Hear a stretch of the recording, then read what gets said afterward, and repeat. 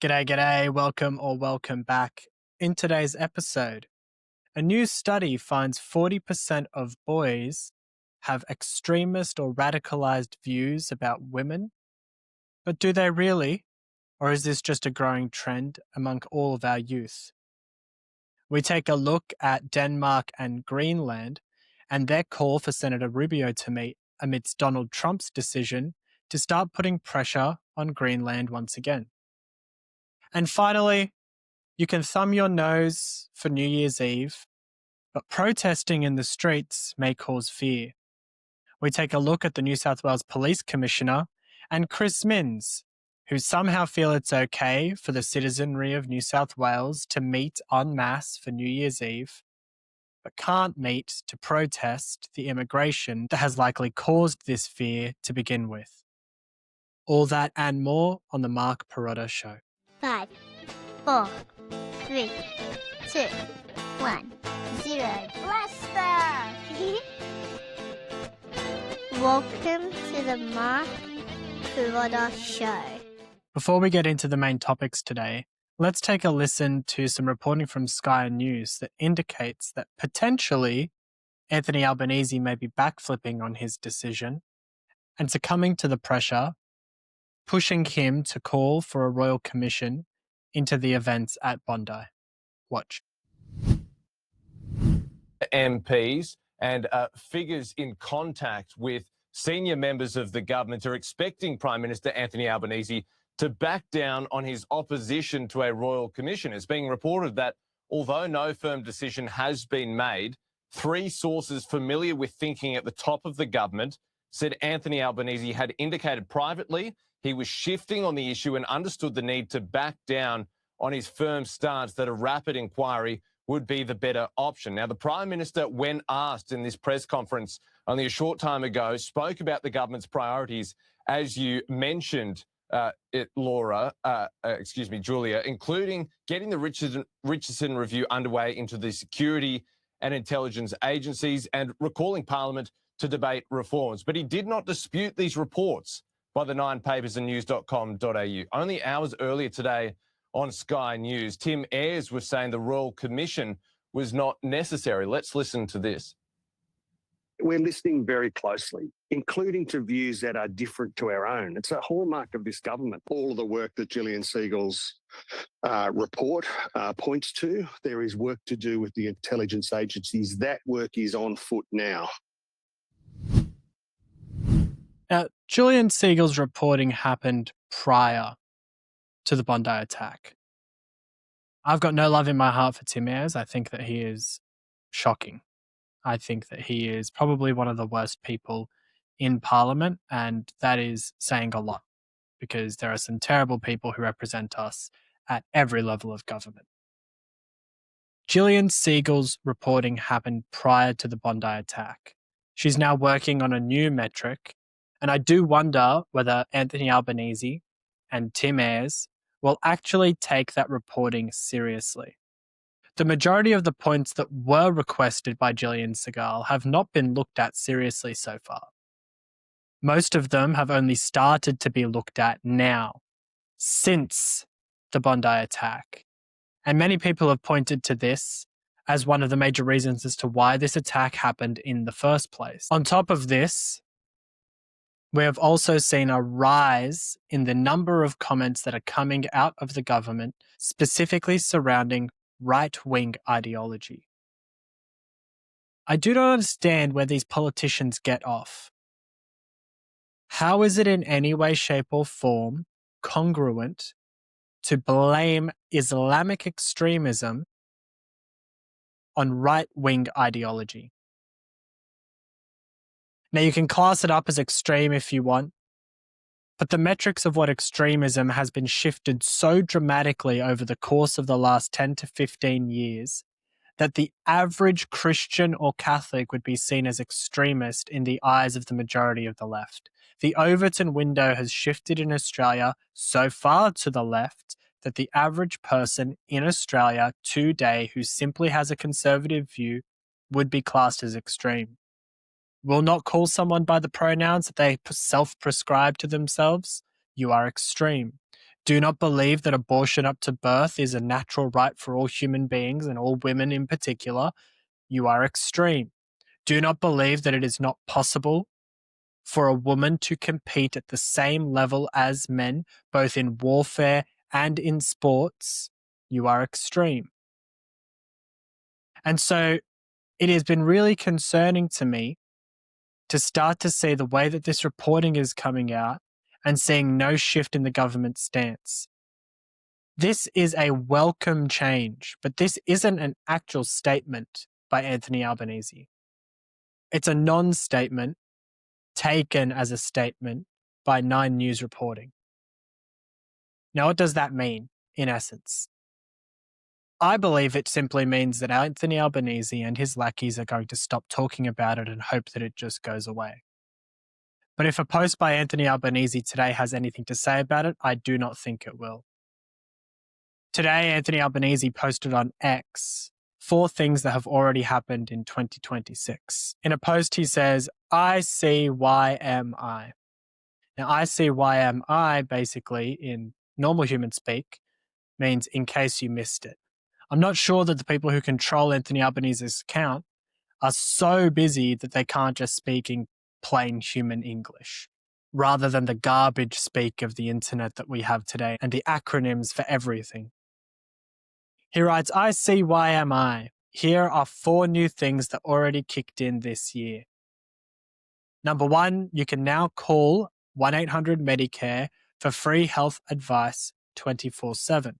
Medicines are cheaper with everyday medicines on PBS now just $25.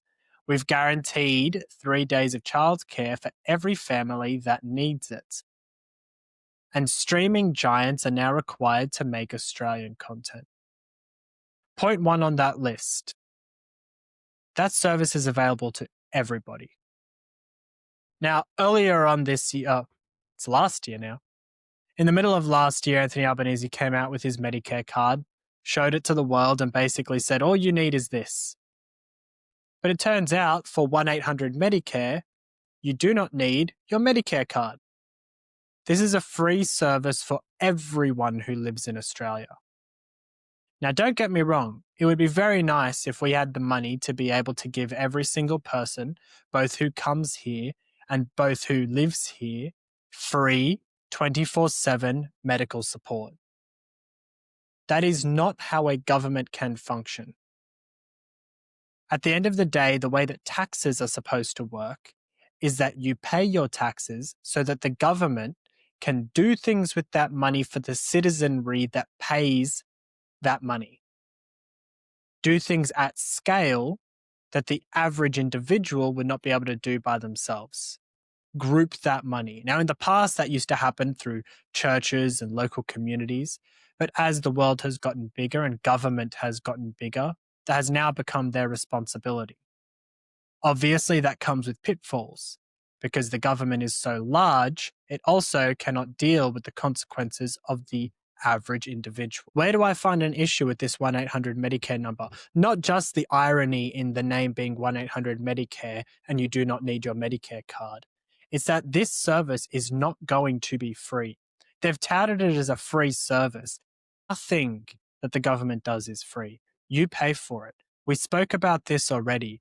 Your average bill is going to increase by approximately $2,000 to $3,000 next year by all modelling. Now, that comes amidst reports that the average inflation rate has dropped for this quarter. However, dropping and being a good thing is not the same thing. As it turns out, 3.4% is still a very, very high number when it comes to the inflation rate. All it is lower than the expected amount, which was set to be approximately 3.8 to 3.9% for the quarter, which it just means, in essence, people are feeling the squeeze. They're not spending as much money. Point 2 on this list, medicines are cheaper with everyday medicines on the PBS just $25. I like this. I have no problem with it. I have some questions around who can actually access the PBS because the way that the government structure works in terms of who can access what is entirely based around Medicare card, concession card, etc. you would think that this would only be available for Medicare card holders, veteran cards, and concession cards, elders cards, etc.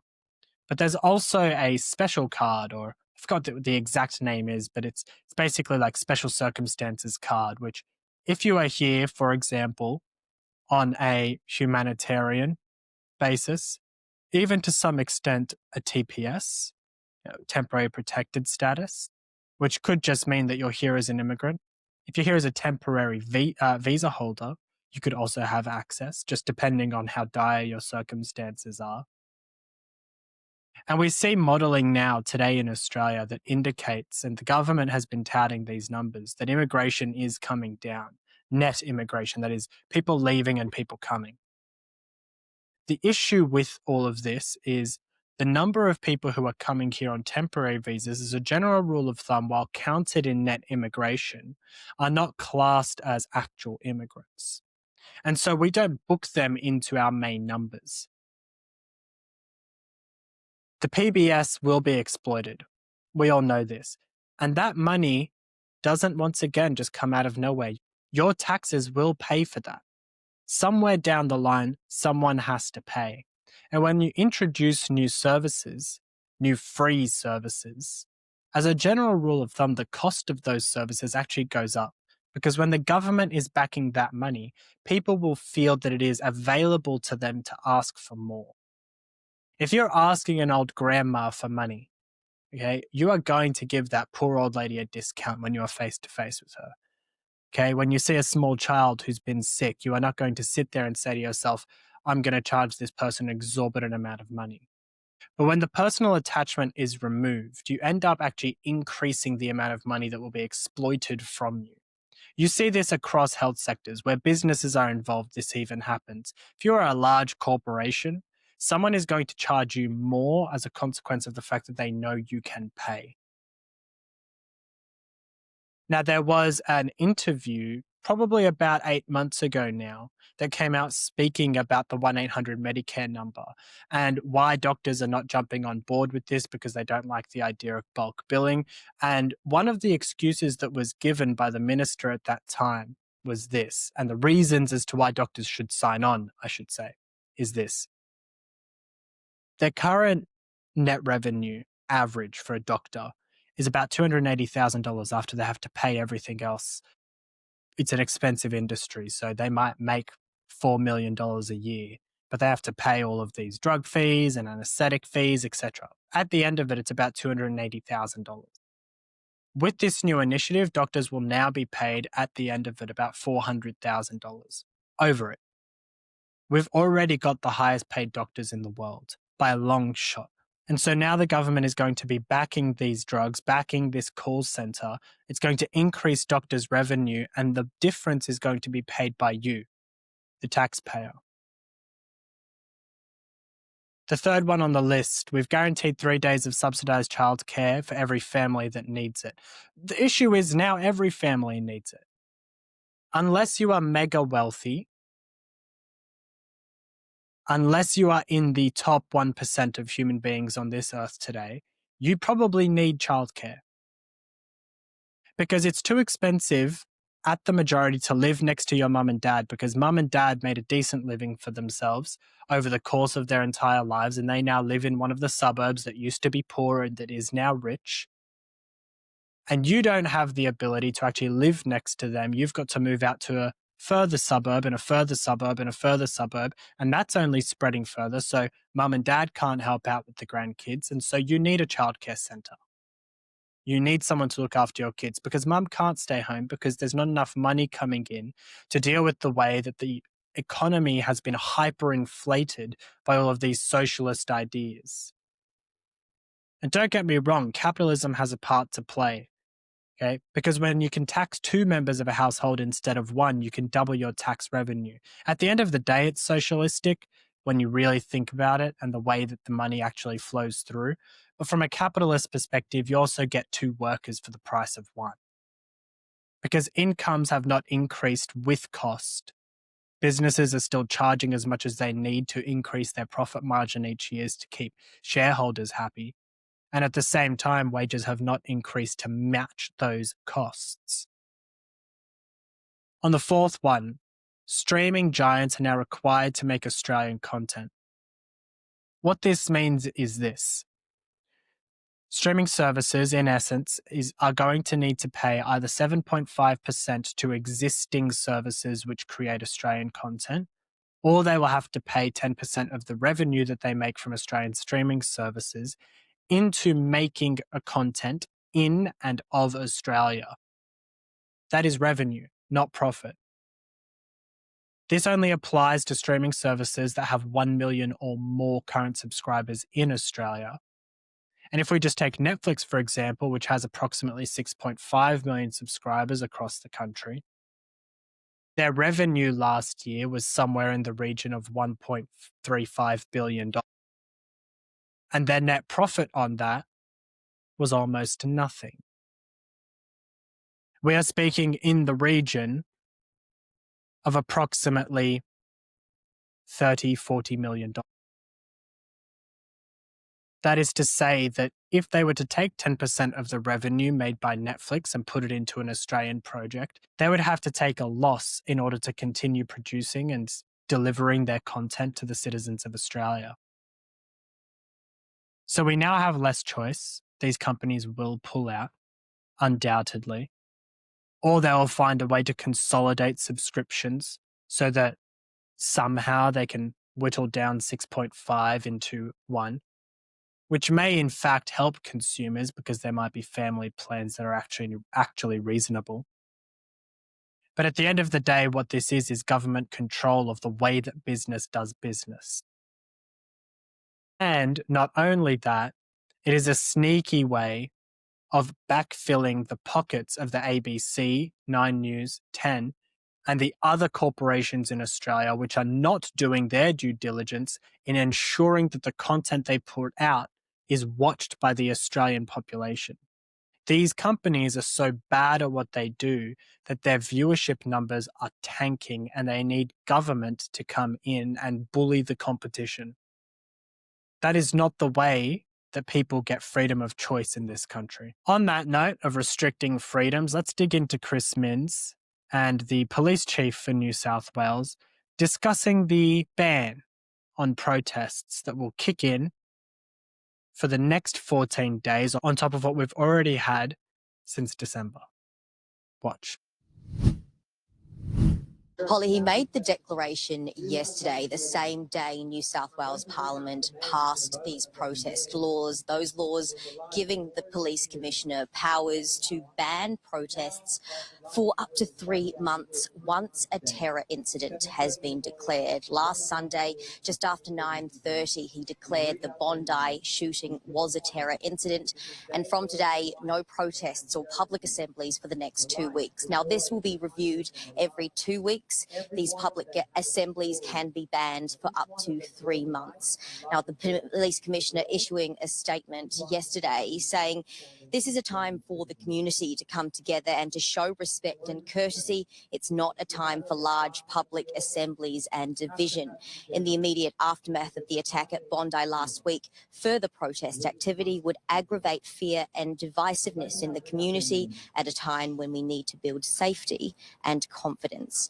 Now, also under these legislations, police now have the powers to remove or request a protester to remove their facial covering if they believe an offence is being committed.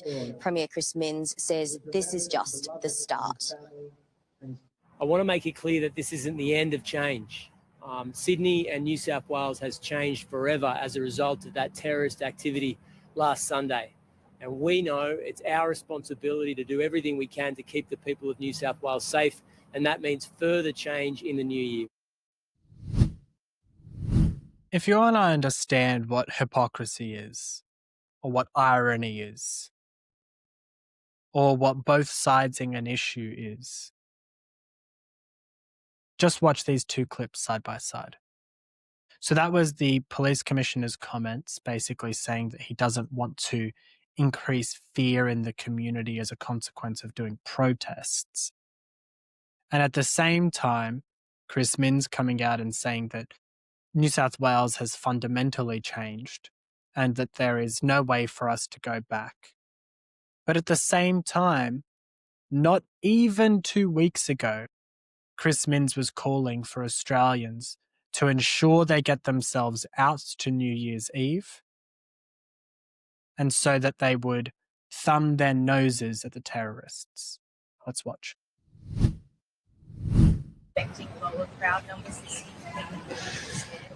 Look, I hope not. I can understand there's a natural human instinct to say, I'm concerned about what's happened. I'm concerned. Everyone would be, but we have to show defiance to these terrorists. We have to genuinely thumb our nose at it. I mean, in their perverted ideology, they would want people to stay home and not spend time with their family and friends. They would want people to crawl up in a ball and not live their life. The purpose of the terrorism is actually to say to the community in Bondi and New South Wales, we don't want you to live your life. And I think there's a good opportunity for parents and members of the community to show that they're not going to be cowed or intimidated by terrorists, and that they will celebrate with their family and friends. I'm no fan of protest.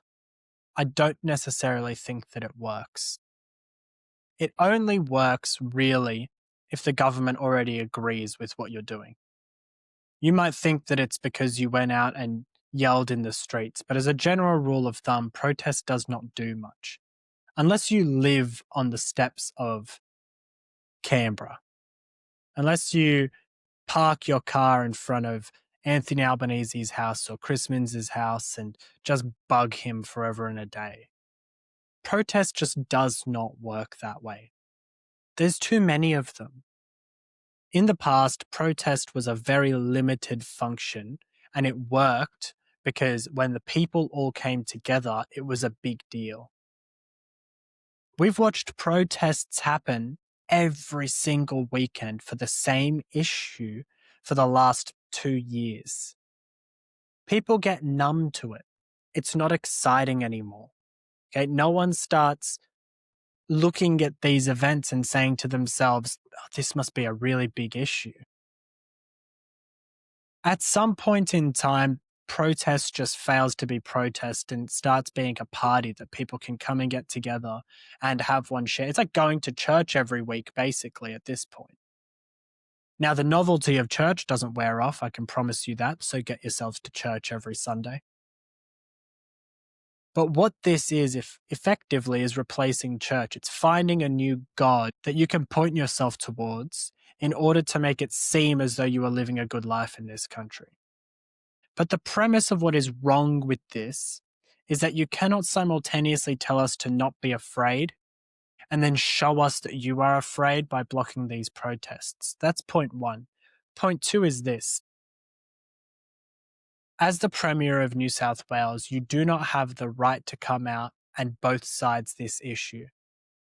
You can't just put a blanket ban on all protests. Make it clear. The people who should not be allowed to protest are the people who shout globalize the Intifada.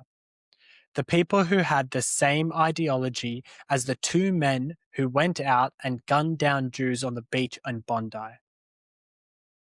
If you share that ideology, then yes, you should not be allowed to protest for the next 2 weeks. Not because of fear of another terrorist attack, but because your worldview is actually causing and initiating violence.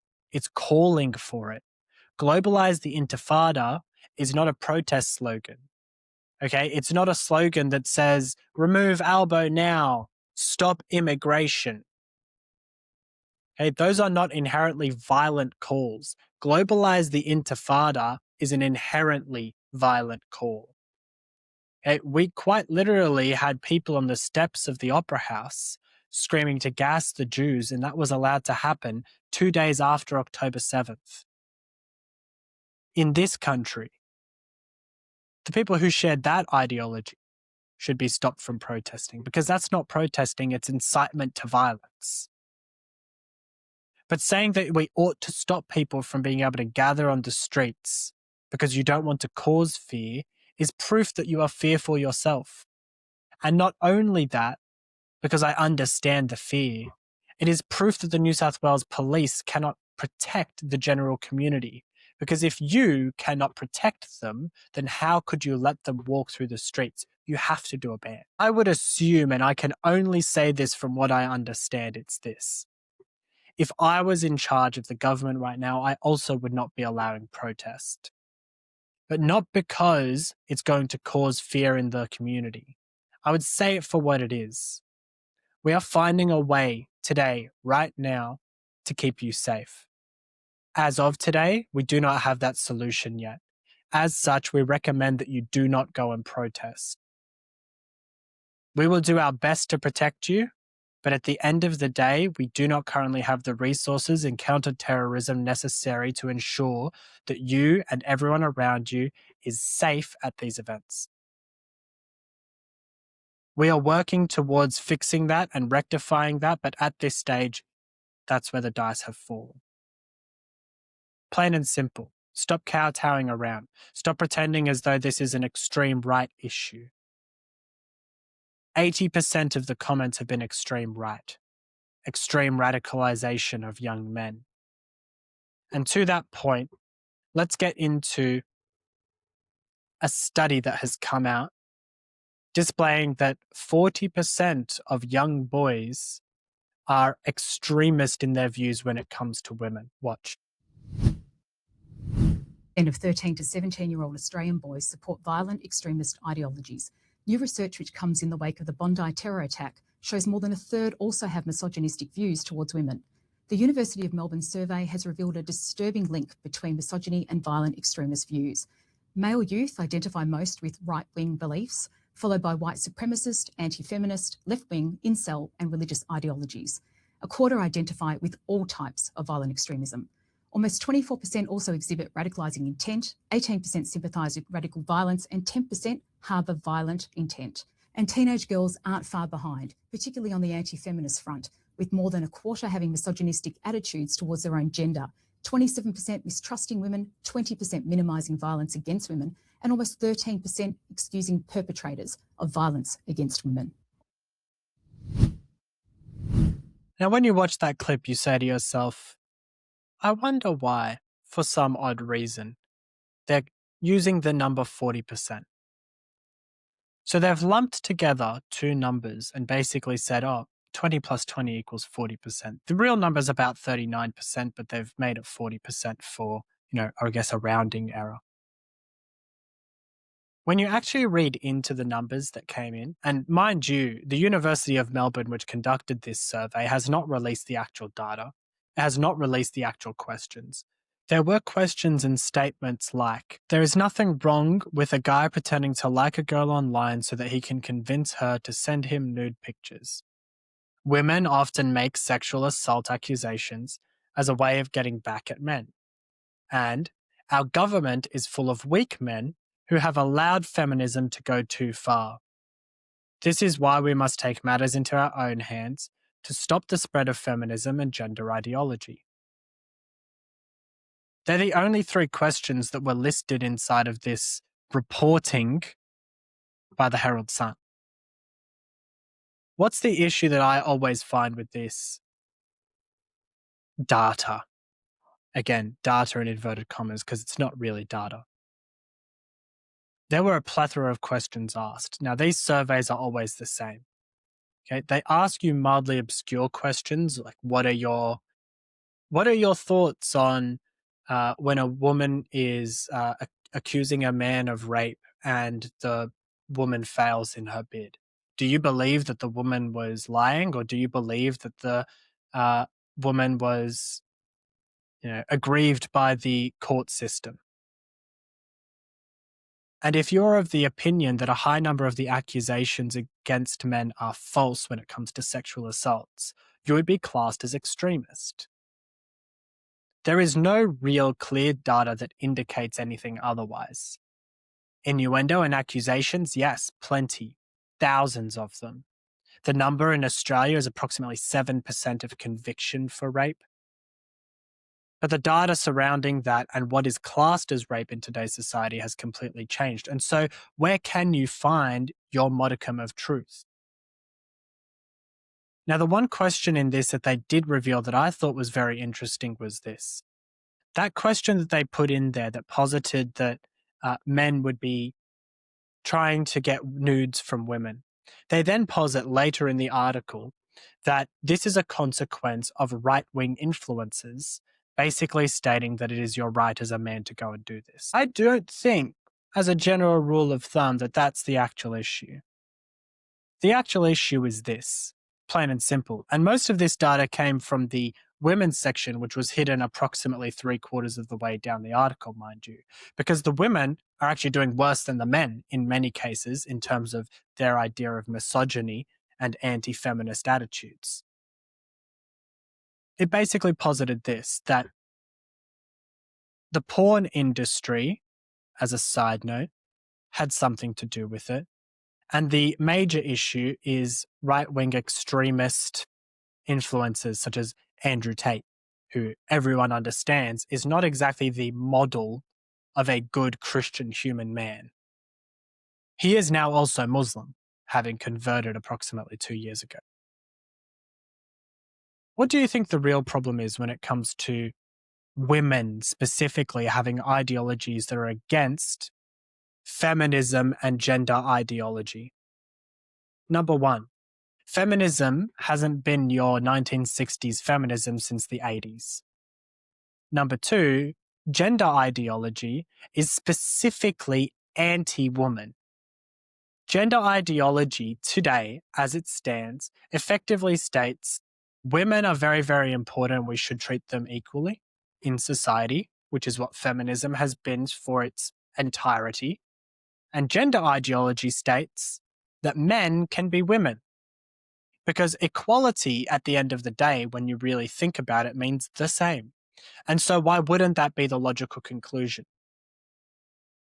Gender equality has always been, from its inception, a good thought with a bad result. Because if you treat men and women equally, you do not treat them correctly. Men and women are inherently different creatures. Down to the last chromosome, they are inherently different creatures. And so to treat them equally is to treat them unfairly. In the same way that socialism says we will treat you all equally and it will treat you unfairly because at the end of the day you will all be starving together, but at least you'll be in it together. The issue with this reporting, plain and simple, is this: release the data, release the questions. I want to see what has actually come out of this. And stop putting headlines saying 40% of young boys. One, have you ever met a young boy? Chances are 20 to 30% of these responses were troll responses. Most of these boys are just looking for a laugh and be like, oh, what did you put on that answer to that question? It's like, oh, yeah, I said I'd definitely beat my wife in the future if she disrespected me. Oh, yeah, me too, bro. It's so funny.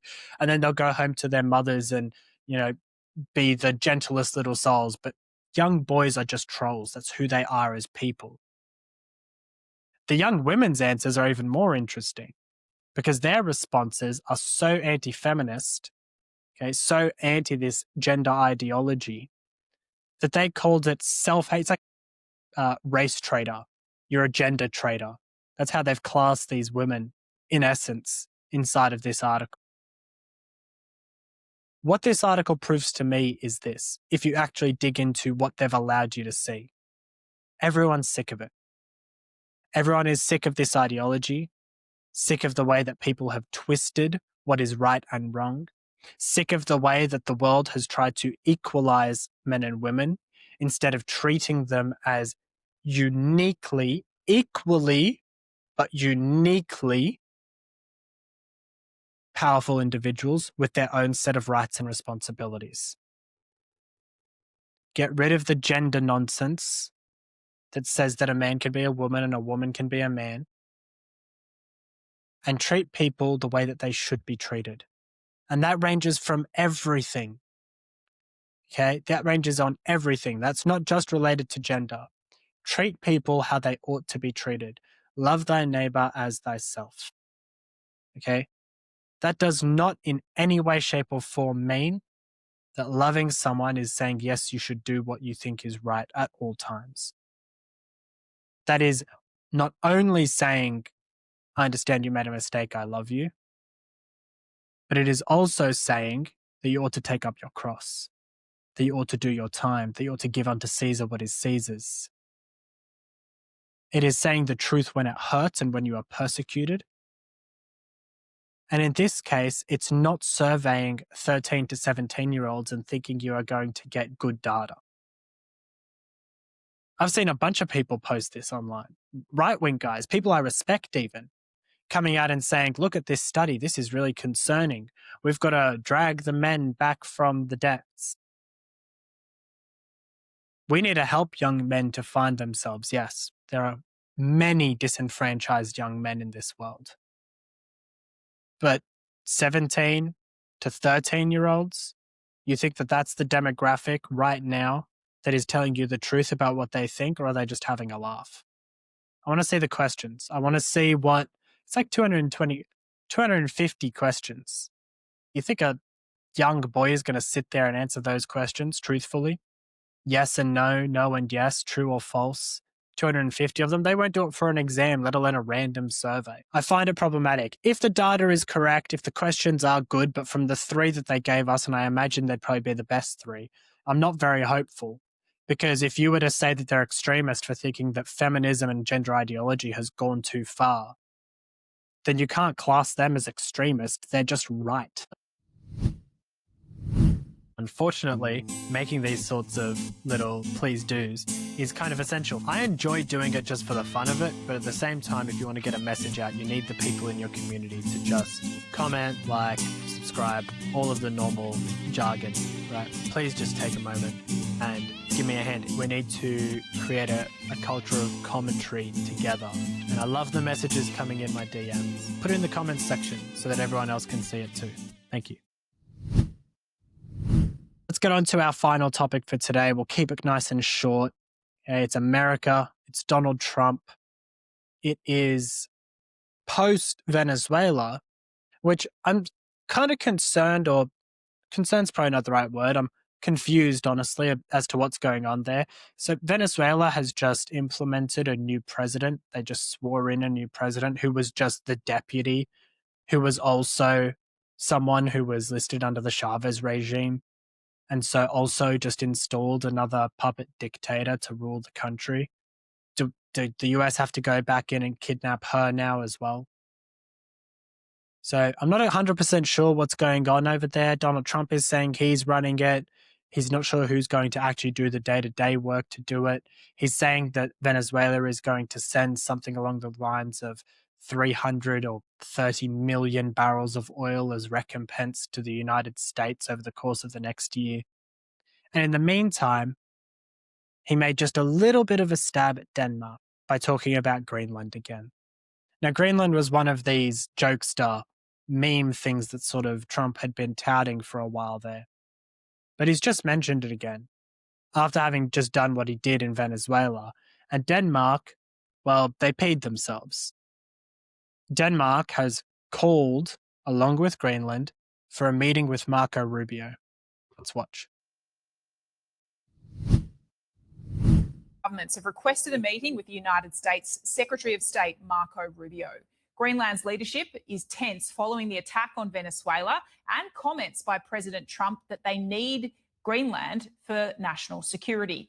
Today, the White House releasing a statement saying that the US president was considering the use of his military alongside a range of options, including acquiring the territory through a purchase arrangement. They reiterated that the president claims he needs to have it. European leaders have penned a letter condemning the president's stance, insisting geopolitical rules must be followed. Now, why does Trump want Greenland? Everyone touts the minerals, the oil, the reserves, what's there. As a general rule of thumb, if President Trump wants minerals, he kind of comes out and says it. He kind of says what he wants when he wants it, and it just sort of tends to happen. He said he wanted Greenland, he got Greenland. He said he wanted Maduro gone, he got Maduro gone. He said he didn't want Iran to have nuclear weaponry or the ability to have nuclear weaponry. They now no longer have nuclear weaponry. He said he's going to bomb ISIS terrorists in Nigeria. if they don't stop doing what they're doing. He bombed ISIS terrorists in Nigeria because he didn't do what he told them to do. Okay, so he tends to just do the thing. Like, he doesn't seem to be the kind of person, to me anyway, who is doing background nefarious things. Everything's on. He truths his thoughts, his midnight thoughts. He has a daydream and he truths about it. Okay, whatever he's thinking at the time, like literally the other day, Elon Musk. So Elon Musk is back in the government. They had a big falling out. They basically had a big tiff live on X. Instead of giving each other a phone call or texting, they decided, let's just do it on Twitter. This will be a lot of fun. They did that approximately 6 to 8 months ago. Since then, it has been all quiet on the Western Front. And then Charlie died and they reconnected at his memorial service. And since then, there's been a steady growth of Elon back in the White House. Now Elon is fully back in, and Donald Trump in a news conference said, Elon's great. He's a great guy. He's probably 80% good and 20% bad. Who says that about someone? Like, who just says that? Like, who just has that thought and says, I'm just going to, go out and say this thing right now about the richest man in the world who is coming into the government to help me out again? He's just that kind of guy. You got to remember, this dude is a granddad, if not a great granddad at this point. Like, he's not a young man. Okay, he's done a million different jobs. He's an entertainer. He's not exactly the most tight-lipped human being in the world. He just says the thing and does the thing. So the idea to me that he actually wants Greenland for anything other than what he is saying, which is security purposes, is ludicrous. Not to mention the fact that Greenland, as a general rule of thumb, is wanted by Canada to be a national security protection location, both for military, aircraft, naval, as a location where it is. Greenland is extremely strategic for the Western world's security from Russia and the Eastern Bloc. Let's listen to this clip. I think it summarizes pretty well what President Trump wants Greenland for. Marco Rubio says the president wants to buy Greenland, but the White House says military action isn't off the table. Utilising the US military is always an option at the Commander-in-Chief's disposal. So why does Donald Trump want Greenland? The world's largest island is strategically significant because it sits, along with Iceland and the UK, on an important maritime passage that links the Arctic to the North Atlantic, good for monitoring Russian and Chinese activities in the Arctic. And if Russia was to fire a ballistic missile at the US, the shortest route would see it fly over Greenland. But is there another reason? Well, Greenland is rich in natural resources, oil, gas and rare earth minerals, which can be used to manufacture everything from electric cars to military equipment. 82% of the island is covered in ice, but the polar caps are melting, opening up the possibility of new shipping routes, making Greenland's treasure trove of minerals more accessible.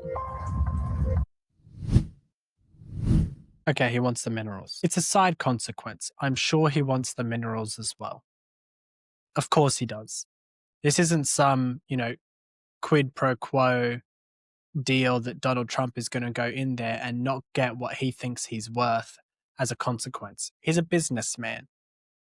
So yes, he probably wants minerals as well. He'll take his cut and then he'll run. He got the oil from Venezuela before he actually set up peace. Right? That is one of the things that I think is problematic about what's happened in Venezuela. He got the oil, the deal. Now he's got to set up the peace. He's got to make sure that the people actually get the freedom that they want. It's one of the actual mistakes that I really made in the last episode where I said that the people of Venezuela were celebrating in the streets. Turns out the military arm of the dictatorship still exists, and they were forcing people to stay in their homes. And so the celebrations that we saw were Venezuelans who had fled Venezuela over the course of the last 15 years to safer shores. And they were the ones who were celebrating. And so Donald Trump needs to treat this carefully. Of course he wants the minerals. China is currently in a position to put a chokehold on the entire flow of rare earth minerals across the globe. They just shut down the entire export of silver across the entire world. They're effectively were the largest exporter of silver, and now they are not going to export silver at all. And so what's going to happen? Silver is a very, very important component in microchips, computers, solar panels, electric batteries. Can the world continue without it? Does Greenland need the US's support in order to allow for this drilling to happen? There's one thing for sure. The security concern is actually real. If Russia can send a nuclear missile from its shortest point directly over Greenland, then the only thing that really does make sense to me is to ensure that the greatest military power on Earth, that is not set on the destruction of the entire world, is actually sitting in a position that it can defend itself and the rest of the world from a nuclear strike. And further to that point, China, who is now actually able to send intercontinental ballistic missiles from their reporting pretty much everywhere in the world except South Africa, they also posit a major threat to the United States over Greenland, not to mention the military routes that exist through the Atlantic, as was stated in that 10 News reporting. So yes, there will be a side consequence that Greenland's minerals will be utilized. Obviously, it will be expensive to set things up in the country from a militaristic perspective. But let's see how this runs out. Marco Rubio is no pushover. If he goes to Denmark and says we want to buy Greenland, they're probably going to buy Greenland. And it's not the first time that America has done this. They bought Alaska off Russia. They bought the majority of what is now California off Mexico. Sure, it was after the conflict, but the majority of the land was actually purchased. So we'll see where this goes. I think it's been a very interesting week so far. So to sum it up, Chris Minns is basically two-siding an issue and still refusing to block the people who are actually causing the problems, who are the guys who are calling for a globalizing the intifada, which again, I don't mind you saying that sort of stuff. Say it. Say globalize the intifada. Do it. We're going to put you on a watch list. Okay? Because if I stop you from saying that word, you're just going to say it to your friends in private where I can't hear it. And then your little radical group of people is going to all get together and, well, we know what can happen from there. Studies are coming out that are displaying that young boys are very, very radical today. And I'm both simultaneously not surprised because of what has been done to young boys over the course of the last 20 years. And at the same time, very cautious in believing that the result of the data is indicative of what was actually asked of them. Donald Trump is trying to take over Greenland, and Anthony Albanese might be on his final rocket. ICYMI. I still can't believe he said that. ICYMI. In case you missed it. You are not a 14-year-old girl, and you are not a TikTok star. And jump into your comments, Albo. Everyone's calling for a royal commission, so get it done. That'll do us for the show today. Please make sure that you like. Please make sure that you subscribe on YouTube. If you are enjoying the content, leave a comment. If you're not enjoying the content, leave a comment. I try to reply to pretty much everything at this point. I don't want to be one of those people who just doesn't reply to comments. I'm not afraid to see comments. I'm not afraid to have a little bit of a discussion on there as well. So if I get things wrong, please let me know. I had a really cool gentleman who jumped on and said no one's worried about dirty bombs, and he was right. Dirty bomb was not the correct term, etc. Still refining this and trying to build a community of people who might not want to speak, don't want to put their face online, but they have ideas that they can share, angles that they want to pursue. And so if you do have a moment, like it, comment, subscribe, and I'm glad that you're here for the journey. That'll do it. My name is Mark Pirotta, and this is the Mark Pirotta Show. God bless.